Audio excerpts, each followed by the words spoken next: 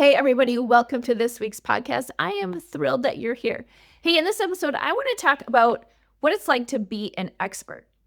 And so one of the things is, and if you're listening, you are probably an expert or learning to be an expert, whatever that looks like for you. And one of the things is just naturally, as an expert, you know more about your topic and expertise than anyone else out there, right? Just because that is your thing, you're passionate about it, you're deep in the weeds of your expertise. And what happens is when we go out to help other people with our expertise, we get into a little bit of trouble because we're so comfortable with all of the terminology, all of the details, all of the things around our expertise that we sometimes forget that when somebody is trying to learn something or gain something based on what we're helping them with as an expert, they're not in the same place we are, right? They are not at the same level of expertise. So I always think about it on a continuum, right? Imagine a horizontal line and you have 0 on one end and 10 on the other end. As an expert, you're probably in the 8 to 10 range, right? Like you are immersed in your discipline, you're immersed in your expertise. However, your customers are usually at like a 1 or a 2, right? Because they're like, I don't know how to get from where I am today to where I want to go. And so I'm going to hire somebody who has that experience. That's what they're thinking, right? I'm not an expert at this. I need to hire an expert to help me. Now, the disconnect happens when you as an expert sort of forget to look at where your customer, your potential customer is right now, right? If they're at a 1 or a 2, they don't even understand the words that you are saying, right? Like they're not there at all. And so what has to happen as you as an expert is when you start working with other people, you need to start to become a guide. You need to look at where somebody is and then start there. You can't start with your expertise because that person's like, I don't even know what you're talking about, right? So I'm working with a couple of different experts right now. One group I'm working with, they are in charge of pre-qualifying different partners for projects that they have in their company. And so they have a deep knowledge. That is their thing, is their job is to pre-qualify these partners so that they are ready and prepared and qualified to be able to do these large projects. Because if not, then there's all sorts of consequences if that partner is not prepared or can't support the work that they've been hired to do, right? So this group is in charge of making all of that happen. However, they need to be able to communicate to their end users how to initiate all of the different parts and pieces that go with this, right? So there's a communication sort of chain that's going on, right? That the person who wants to hire a partner has to go to this group and there's a back and forth to make sure that this partner is appropriately qualified to do the work. Okay? Seems simple, right? But here's the problem is that the group that's in charge of doing this pre-qualification only knows how to speak about all of the things that play into pre-qualifying a partner. And the end user, the person that they actually are dependent on to make sure that all the parts and pieces are happening to make this whole thing successful, are not experts at this, right? And they're not even thinking about it, right? They're thinking about all the things that they need to do. This is just one small piece of what they need to do. So when this group, this pre-qualification group, has been tasked to train the end user, the challenge that they have is that they are trying to create training that is just about this pre-qualification process and the rules and the structure and the this and the that and the other thing. And they're speaking from their expertise. They're not speaking from that end user who needs to make all these things happen in order for this whole thing to be successful. And it's very, very common as an expert. So you probably can put yourself in that position of like, wait, where am I talking about my thing so specifically that I've just lost my audience, right? I've lost the even focusing on them because you're so stuck in what it is that you want to talk about and explain and show and all of the things.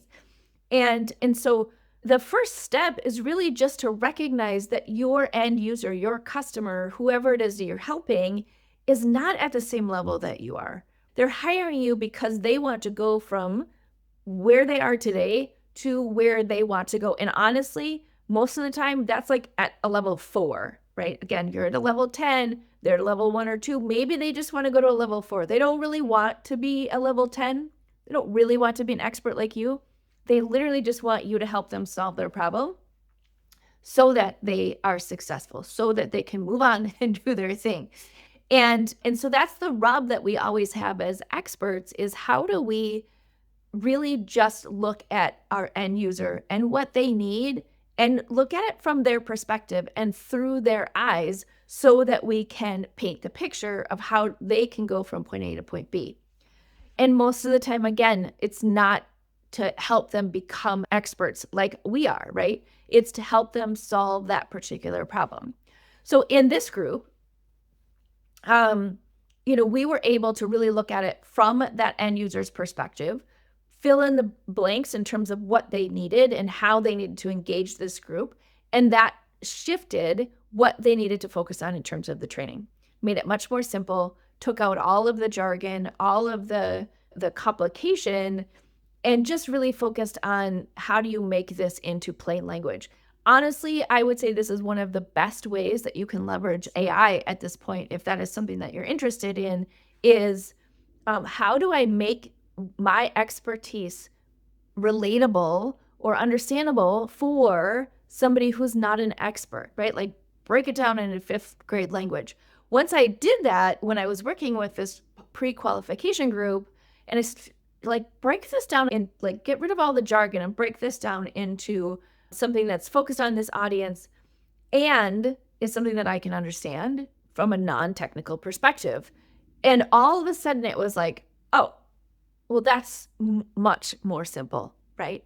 And so we were able to build something that bridged the gap from where they were to where they needed them to be without over-engineering something, without over-complicating it with a lot of expertise and a lot of jargon. So AI can really help with that, especially if your gift is not to put yourself in your customer's shoes. Use AI for that and really get that perspective that helps you sort of just meet your customer where they are on their journey. A couple other examples. One, I'm also working with a group on driving more safely, right? And so the ask was, we really need to work on how to reduce accidents and various things that could happen when people are driving with company vehicles. And so the original training is somewhere like, don't drink and drive. Don't drive when you're tired. If you see an animal, don't swerve. Don't pick up your cell phone. All the things, right? And it's like, all that's great. And those are great rules to remember. But the question is like, okay, yeah, we all know all of those things. Why are people not doing them, right? What is the problem that we're trying to solve? And how do we go from where we were to where we are, like where we want them to go? And it's really about the steps that they need to prepare to take action while they're in the situation and then what to do after, right? It was less around the sound bites of remember all these details and more around what we wanted them to do. So again, that shifts from being like, here are all the technical details, here's like the policy and all the things, to here's how this could help you change your behavior, what's happening while you are out on the road. So it's just a shift in how you're taking your expertise and relating it back to your customer. So hopefully that helps you as you're thinking about your expertise and how you can really shape the experience for your customers a little bit differently than maybe you are today, because it's less about you going into all the jargon and the details and making them become a level 10. It's more about how do you shift your expertise to be able to help them not make the same mistakes, not have the same obstacles and hurdles that you had as you were going through this process, or somebody who was going through this process trying to do it themselves or whatever else, right? How do you fast track their process by getting to where they are today to where they want to go? All right, so hopefully this helped you as a small tip that you can use to shift how you're thinking about your expertise so that you really put yourself at that same spot where your customers are. If they're all level 10s like you, awesome. But then that's a different conversation, a different path that you're taking them on than typically where your customers are going to be coming in when they know that you have the authority to solve that problem for them. All right, if you love this episode, give it a rating and share it with your friends. We will see you on the next episode.